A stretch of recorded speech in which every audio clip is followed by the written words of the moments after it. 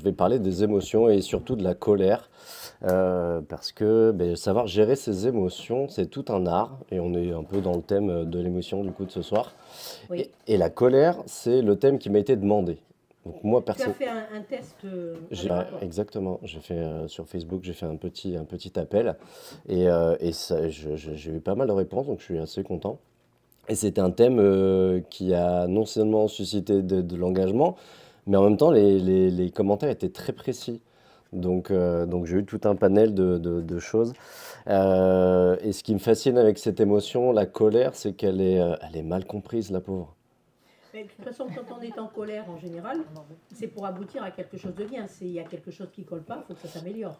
Oui, alors moi je suis complètement d'accord, mais le problème c'est que cette émotion, elle est souvent mal perçue, mal utilisée.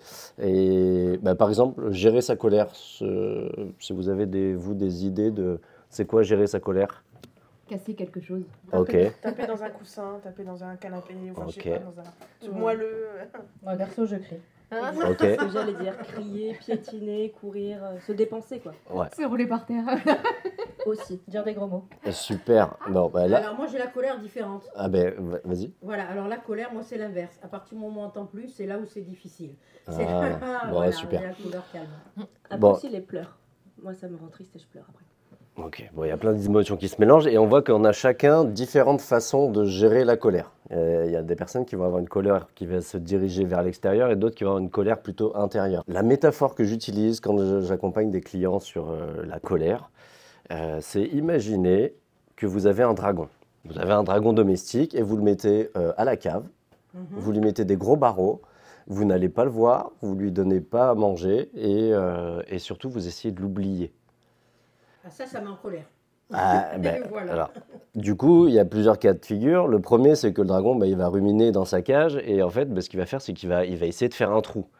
Donc là, c'est plutôt enfin moi, je fais mon lire, mais c'est plutôt les colères qui vont être orientées vers soi et du coup, on va avoir des petits soucis de stress chronique, mal au dos, mal à la tête et en fait, on somatise. Ouais, ça se répercute Voilà, sur le physique. l'émotion n'est pas libérée. Et du coup, de l'autre côté, c'est si jamais le dragon sort de sa cage, qu'est-ce qu'il fait en général? Eh bien, il crie, il hurle, il tape. Et le feu. Et on n'a pas envie de ça parce qu'on est des gens bien et le dragon, il sort de temps en temps, il fait plus de mal. Et c'est là qu'on a des phrases comme ah, mais je ne le pensais pas vraiment ce que je t'ai dit quand j'étais sous le coup de la colère. Ou le nombre de mains qui se sont retrouvées fracturées à taper dans un mur. Bon, mais c'est. Du coup, quand ça se passe, qu'est-ce qu'on fait? Le dragon, on le met encore plus loin. Oui, pour pas qu'il sorte. Et du coup, on accumule encore plus. Et le moment où le dragon sort, c'est encore plus loin. On accumule et ça fait vraiment effet cocotte minute. Donc, laisser sa colère s'exprimer de façon débordante, c'est pas la meilleure solution. Et ne pas l'exprimer du tout, ce n'est pas non plus une façon de gérer sa colère. Voilà. Donc ça, c'était. On va voir, tu vas voir. Ah bon, pardon, Je continue. Non, tu me manges ma chronique? Mange ton gâteau plutôt. Alors, je vais vous dire, il n'y a pas que les chroniques actuellement, vous ne voyez pas. Mais alors, Mimi Sweetie, c'est génial. Hein. Du coup, on va revenir à la base. Est-ce que vous savez, vos auditeurs, posez-vous la question, est-ce que vous savez à quoi ça sert concrètement la colère? À décharger. À décharger, ok? À montrer qu'il y a un problème et parce qu'on n'arrive pas à être compris. Ouais. On ne se comprend pas soi-même. Pas être compris. À exprimer Ouais. un besoin. Exprimer un besoin. Ouais, moi je le vois comme une soupape, effectivement, la cocotte minute, là, le petit taquet qui saute quand voilà, qu'on est trop sous pression. Ok, d'autres idées? Non. La colère intervient quand il y a un de nos besoins, je vais vous les exprimer après, mais quand on a un de nos besoins qui n'est pas satisfait. Le premier besoin, c'est le besoin physiologique, c'est le besoin de vivre. Si jamais je vous mets, quelqu'un essaie de vous étouffer, vous allez développer une force phénoménale pour pouvoir vous libérer de l'étreinte. Oui. Bon, mais ça, c'est la fonction de la colère. Elle est là pour vous aider à réparer un des besoins qui n'a pas été satisfait.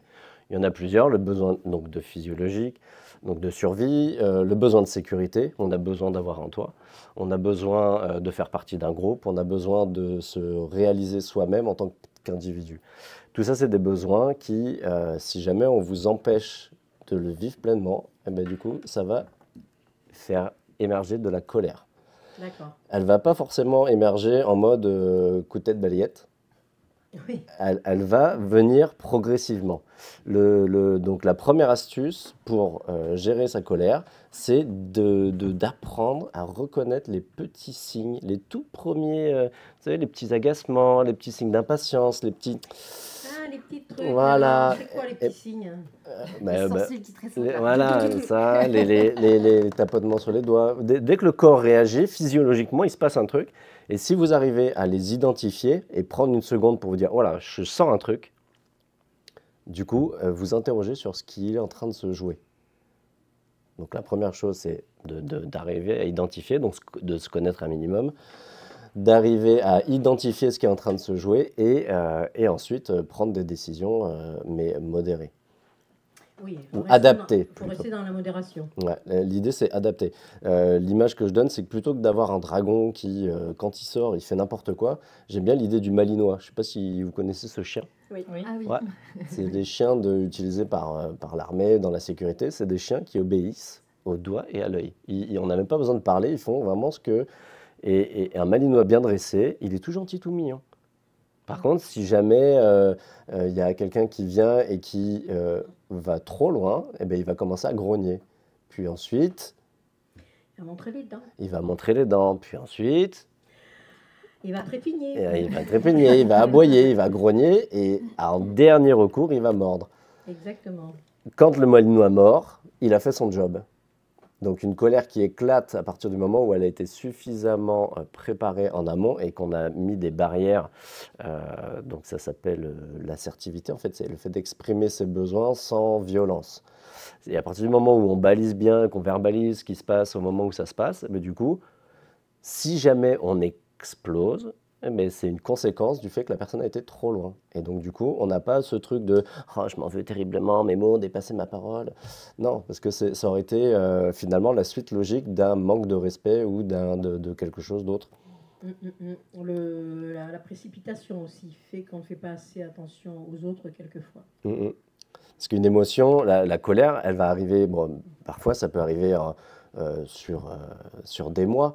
On est tranquillement à un poste dans une société et il y a un petit jeune qui débarque, qui est plein d'idées, plein de fougue, et on sent son poste en danger. Mais au début, on ne prête pas attention. On va commencer à avoir des petits signes d'insécurité. D'insécurité par rapport au fait d'avoir un travail stable, donc le besoin de stabilité qui est pas satisfait. Si je me sens en danger à son arrivée, je vais commencer à m'agacer et je vais commencer à avoir des comportements agressifs, passifs-agressifs ou passifs, mais du coup il va y avoir quand même quelque chose de sous-jacent jusqu'au jour où je vais avoir des comportements inadaptés. C'est ça. C'est vrai qu'on peut le remarquer aussi bien en famille qu'au travail, c'est partout. Hein. Que partout. De toute façon, les émotions, elles sont avec rue. nous tout le temps, partout. Et dans la rue, ça c'est classique. Hein. Du coup, je ne sais pas si tu sais, Géraldine, j'en ai peut-être jamais parlé à la radio, mais je suis prof de self-défense. Oui, on en a Voilà. parlé. Et du coup, l'approche que j'ai, c'est qu'à partir du moment où on va à la bagarre, ce que je dis à mes élèves, c'est que les 90% qu'il y a avant, ça a mal été fait. Donc la partie gestion des émotions, la partie anticipation, observation. Et si face à quelqu'un qui est en colère, je me mets moi-même en colère, du coup, il va y avoir une escalade et bagarre. Et la bagarre, le conflit, s'il est mal géré, c'est toujours qu'on gagne ou qu'on perde, on perd. Oui. Si je gagne, la personne, je vais soit la blesser physiquement, soit moralement, et du coup, je vais créer un ressentiment, de la rancune, et du coup, ça va se payer sur le long terme. Si jamais je perds, j'ai perdu, et du coup, il n'y a pas de coopération, on est perdant, quoi. Je perds parce que j'ai perdu, donc c'est assez simple. Et la rancune, c'est moi qui vais la vivre.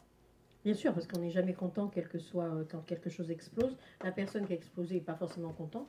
On se dit, zut, j'ai pas saisi à un moment donné une difficulté. C'est un petit peu, si j'avais fait quelque chose ou si j'avais pensé au bon moment, on n'en serait pas là. C'est ça. Tu as aussi des personnes qui, au fur et à mesure, n'explosent jamais chez eux, mais ils sortent Ils vont quelque part, le Oui. premier passant qu'ils trouvent, crac, c'est lui qui prend quoi. Ou Ah, dans un ouais. magasin, ou malheureusement, on trouve de plus en plus de situations de cette façon-là. Ouais. En fait, ça c'est dû à ce qui se passe physiologiquement quand la colère arrive. Si jamais on prend une photo de quelqu'un, une photo thermique, si je prends une photo de toi thermique, où je verrai la température de ton corps partout, quelqu'un qui est en colère, il va avoir les mains et le visage incandescents. En fait, physiologiquement, il y a tout un tas d'hormones qui circulent et l'énergie, elle va dans les mains. Parce que l'émotion est faite pour pouvoir, si jamais tu me piques mon steak pendant que je suis en train de manger, je vais venir récupérer mon steak et j'ai besoin de force pour ça. Ouais. Du coup, c'est comme ça, c'est depuis, imaginez-vous, hein, c'est depuis la Les préhistoire, cavernes. exactement. Donc voilà ce qui se passe. Et cette énergie-là, du coup, c'est pour ça que quand on l'exprime pas ou qu'on a besoin, quand on est énervé et que ça commence à bouillir, qu'est-ce qu'on fait? Le premier réflexe. On serre fort les mains. Et on serre fort les mains, exactement. C'est le C'est premier vrai, truc. c'est Le vrai. deuxième, c'est on met un grand coup de poing sur la table. Le troisième, c'est dans le mur et après, on a une fracture de la main. Ou alors, on frappe le. Mais en gros, c'est ça. La colère, elle amène à ça. Mais en gros, c'est une énergie. Donc, C'est une boule d'énergie. c'est une qui énergie. sort, au lieu de sortir progressivement, elle est sortie tout d'un coup. C'est ça. Et l'idée de la colère, enfin moi c'est vraiment une belle émotion que j'adore parce que on peut s'en servir pour taper dans un mur, mais on peut s'en servir si jamais je suis pas victime ou témoin d'une injustice par exemple, quelque chose qui me touche, je peux me servir de cette colère pour faire changer les choses. Et moi la personne que j'ai en tête c'est Martin Luther King. Oui. Il a défendu quelque chose d'exceptionnel, d'énorme. Et en fait, c'était quoi de base? C'était de l'injustice. Et au lieu d'aller taper, fracasser, bref, de mal utiliser sa colère, du coup, il a fait quelque chose où il a uni les gens et ils sont partis ensemble pour faire bouger les choses. Donc c'est pour ça que cette émotion, je l'aime vraiment particulièrement. C'est tellement compliqué de faire une pause. D'ailleurs, je voulais vous partager une petite méthode. C'est une méthode en 4 temps. Quand on est vraiment débordé par l'émotion, la première chose, c'est de se couper. C'est d'arrêter. On s'arrête, on fait un pas de recul et vraiment physiquement, il faut ouvrir les mains et s'extraire. Si on peut sortir d'une pièce parce que la colère arrive, Voilà, prendre on le l'air, fait. sentir ça monte, il faut Ouais. évacuer. Deuxième chose, on respire. Parce qu'on sait tous, pardon.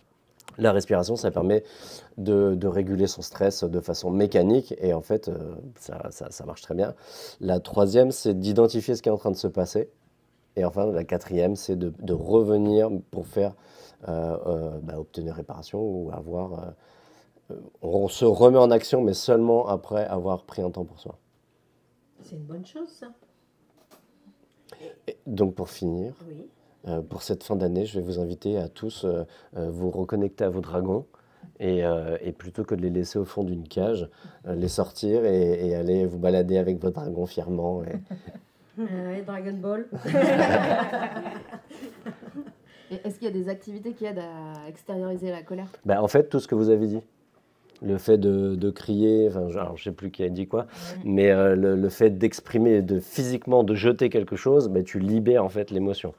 Le fait d'hurler, le hurlement primaire, gueuler un bon coup dans un coussin même. Hein. Quand j'ai des clients qui viennent me voir en séance et qu'il y a de la colère qui arrive, je peux leur demander de serrer très fort un objet ou de prendre un coussin, de crier dedans. J'ai même des outils pour frapper dedans s'il faut. Il y a ça, le fait de verbaliser. Il y a certaines personnes qui écrivent et après qui brûlent le papier. C'est une manière d'exprimer. D'autres qui cassent tout, je ne sais plus dans quel pays ils font ça. Des pièces qui sont créées avec des choses à casser. Je crois qu'il y en a une à Bordeaux. Il y en a une à Bordeaux. Ça, c'est Il y a top. aussi des casse-voitures aussi qui existent pour justement casser les voitures comme ça. C'est pour génial. libérer, Moi, c'est ce que j'offre, mais avec des gants. Je m'équipe et je dis aux gens de frapper jusqu'à ce qu'ils n'en puissent plus. Et après, après, la raison, elle peut revenir en fait. Et là, on peut discuter. Mais il faut d'abord vider l'émotion. Évacuer, voilà. Ce qui... Et donc courir, faire du sport, peu importe. L'idée, c'est qu'on est tous différents et on a tous, vous l'avez vu, hein, l'écriture, le dessin, non pas le chant, la pâtisserie, mais cuisiner de façon fanatique, faire un gâteau. La crème sur la vitre. Voilà. Mais oui, écoute, on va rappeler d'ailleurs pour nos auditeurs s'ils ont besoin de se défouler un petit peu avec les points. Donc tu es coach. Ouais. Vas-y. Du coup, je suis praticien d'hypnose, coach, donc j'aide les gens à atteindre leurs objectifs. Et après, je suis prof de self-défense, donc Un téléphone, j'aide 06 60 06 54 50. d'accord, une page Facebook. Marc Hypnose, et vous verrez toutes mes actus.